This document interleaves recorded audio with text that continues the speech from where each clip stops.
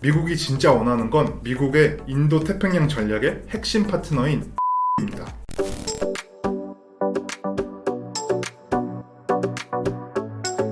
네, 안녕하십니까.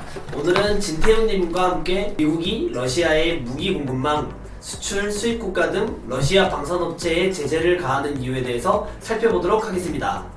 안녕하십니까, 진태훈입니다. 미국이 러시아의 우크라이나 침공으로 경제 제재를 가하고 있는데 지난 6월 30일 G7 정상회담을 동의를 얻어 미국 재무부는 러시아 방산업체 70여 개의 상대로 추가 제재를 발표했습니다. 미국의 러시아 방산업체의 제재는 2014년 크림반도 전쟁, 2017년 트럼프 정권에서 시작된 미국의 적대국 대응법인 CAA, TSA 등으로 러시아를 압박하는 경제 제재와 더불어 무기 공급망을 압박하면 러시아의 무기 개발과 배치 능력의 핵심을 타격한다라는 목표입니다. 명분상으로는 우크라이나와 전쟁 중인 러시아의 무기 수급을 막으면서 전쟁을 빨리 종전시키려는 표면적인 이유와 목표가 있습니다.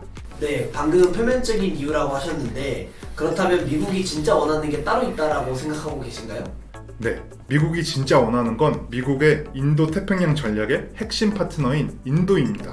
중국을 견제하기 위해 만든 미국 중심의 경제 협력체 IPEF, 즉 인도 태평양 프레임워크에서 미국이 중국을 견제하는데 꼭 필요한 핵심 국가가 바로 인도입니다. 이러한 미국의 중요한 국가인 인도의 러시아산 무기 수입 의존도를 줄이고 미국 수입을 확대함으로써 무기 수입의 다양화를 통해서 인도를 미국의 확실한 우방국가로 만들어서 중국과 러시아와의 협력을 줄이게 하는 게 미국의 숨겨진 의도가 아닐까 생각이 됩니다.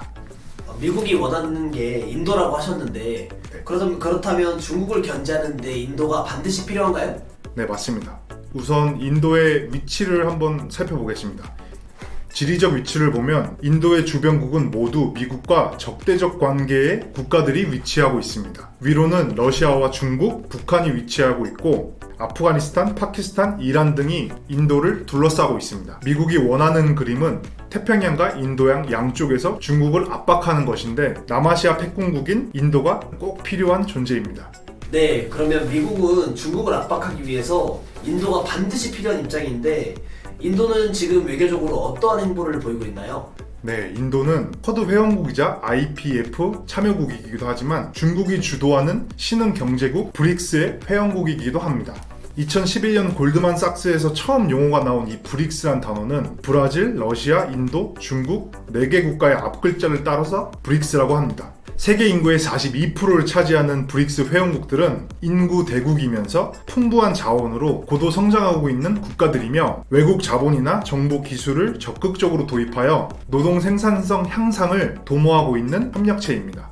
네, 인도가 중국이 주도하는 신흥경제국 브릭스 회원국이라고 하셨는데 그렇다면 인도와 중국과의 관계는 어떠한가요?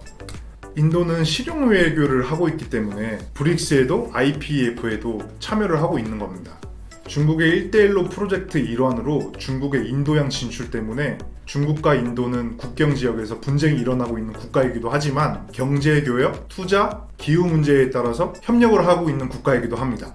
인도는 실용 외교이기 때문에 한편으로는 적국이면서 한편으로는 협력국이기도 합니다. 인도 외무장관은 이렇게 발언을 했어요. 미국에 관여하고 중국을 관리하며 유럽과는 친하게 지내고 러시아는 안심시키며 일본과는 협력을 할 수 있도록 해야 된다. 이게 우리의 외교적 전략이다 라고 발언을 했습니다.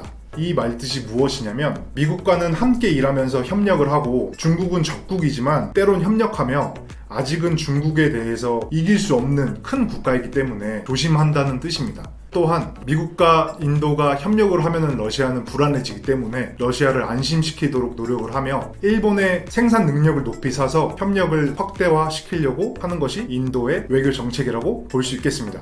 이처럼 글로벌 신냉전 시대에 인도의 위치가 정말로 많이 높아졌어요.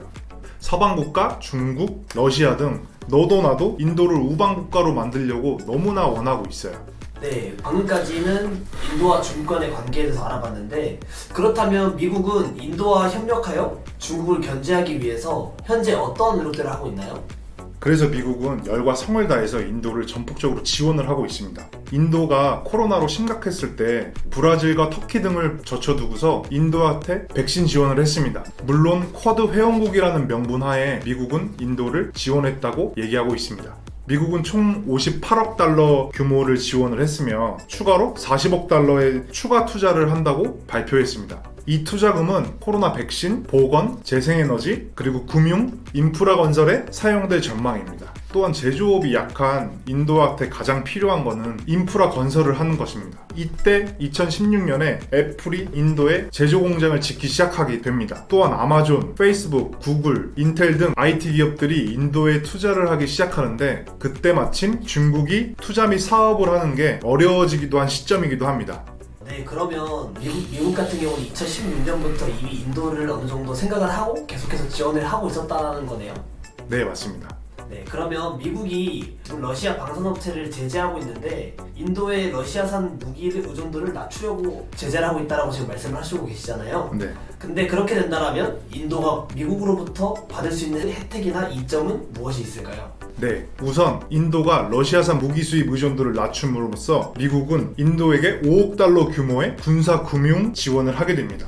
또한 러시아산 사드라고 하죠. S-400이라는 지대공 미사일 시스템이 있어요. 이거를 인도뿐만 아니라 터키도 도입을 하려고 했었는데 이때 미국이 강력하게 반발을 하면서 제재를 가하게 됩니다. 하지만 인도는 제재를 받지 않았어요. 이때 지대공 미사일 시스템을 도입한다고 했다가 터키는 심한 제재를 받게 됩니다. F-35 개발 프로젝트에서 빠지는가 하면 F-15 전투기를 업그레이드 시켜달라는 터키의 요청에 미국이 거절을 했습니다. 그러한 이유로 터키는 겨우겨우 핀란드와 스웨덴을 나토 가입에 승인하면서 F-15 업그레이드를 미국으로부터 승인받게 됩니다. 하지만 인도는 이러한 제재가 없었어요. 하나도. 이게 다 미국이 인도를 원해서겠죠. 네, 그렇다면 인도가 지금까지 제재를 당하지 않았다고 하셨는데 그럼 인도의 지금 무기 수입 규모는 어느 정도 되나요? 인도는 무기 수입원 다양화를 위해 미국산 무기 수입을 늘려왔지만 지난 10년 동안 인도가 수입한 무기의 46%는 러시아산이었고요. 프랑스는 27%, 미국은 12%의 비중밖에 차지하지 못했습니다. 스톡홀름 국제평화연구소에 따르면 인도는 러시아산 무기 수입 규모는 250억 달러로 러시아산 무기를 제일 많이 수입하는 국가입니다. 그 뒤로 중국, 알제리, 이집트 등이 있습니다. 반면 인도의 미국산 무기 수입은 40억 달러밖에 안 되는 수준이었어요. 이러한 인도의 무기 시장을 미국이 가져가게 된다면 미국의 방산업계는 큰 돈을 벌 수 있을 뿐만 아니라 러시아와 중국으로부터 인도를 빼앗아올 수 있게 됩니다.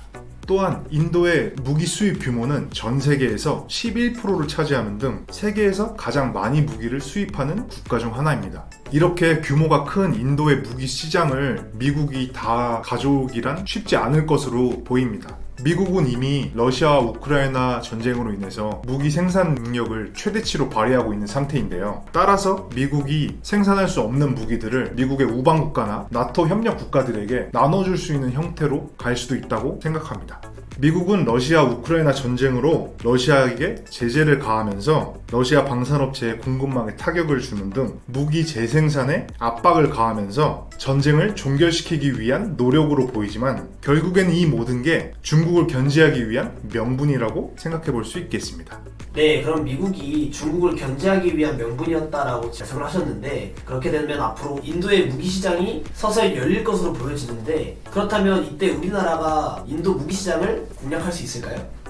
네, 최근에 러시아 우크라이나 전쟁이 일어났고 지정학적 리스크들이 증가하고 있는 상태여서 전 세계 국방비는 증가하고 있는 추세입니다. 또한 EU 국가에서도 국방비를 GDP 대비 2% 이상으로 증가하겠다고 발표를 했습니다. 지난 6월 성공적으로 누리호를 발사시킨 대한민국의 방산업체의 주요 무기들인 KF-21, AS-21 레드백, K9 자주포, 천공, 형공 등이 있는데요. 이러한 무기들은 가격면에서 저렴하면서 기술력 또한 세계 각국에서 인정받고 있는 무기이고 또 그들이 원하고 있습니다. 또한 미국의 중국 견제로 인한 나토 회의에 대한민국이 참여국으로 참석하는 등 서방 국가와의 협력이 증가하고 있고 미국과 방산 FTA, RDP라는 상호 국방 조달 협정을 협의하는 등 서방 국가의 수출 기회가 확대되고 있습니다. 네, 지금까지 잘 들었습니다. 그렇다면 지금까지 말씀해 주셨던 얘기들을 마무리로 정리 한번 해주실 수 있을까요?